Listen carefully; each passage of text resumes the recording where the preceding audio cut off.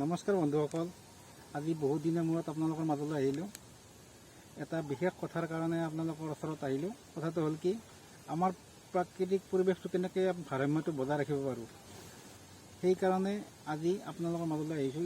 ইউটিউবৰ জৰিয়তে আমি প্ৰত্যেক পৰিয়ালৰে পদূলিত গছপুলি যদি 5ডাল কৰি দিওঁ, তেতিয়াহ'লে গোটেই অসমখন সেউজীয়া হৈ উঠিব। লগতে আমাৰ অক্সিজেনৰ লেভেলটো বাঢ়ি যাব।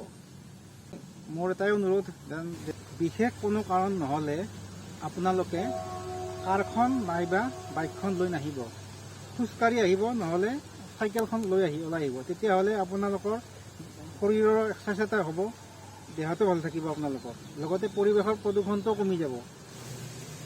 মই এতিয়া আপোনালোকৰ এটা পৰিৱেশ, প্ৰাকৃতিক পৰিৱেশৰ এটা সুন্দৰ পৰিৱেশ আপোনালোকক দেখাম।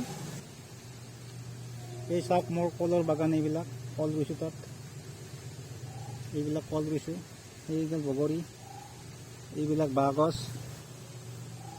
এনেকুৱা পৰিৱেশৰ মাজত থাকি আপোনালোকে সদায় 10 মিনিট বা 15 মিনিট যদি দীঘলকৈ উশাহ লয়, তেতিয়া আপোনালোকৰ শৰীৰত অক্সিজেন লেভেলটো বাঢ়ি যাব। আজিকালি এনেকুৱা এটা পৰিৱেশ নোহোৱা হৈছে। সকলো মানুহবিলাকে, মেক্সিমাম মানুহে 80%, 70% মানুহেতো এচিৰ ভিতৰতে থাকে। এচিৰ ভিতৰতনো কেনেকৈ ইমান অক্সিজেন পাব?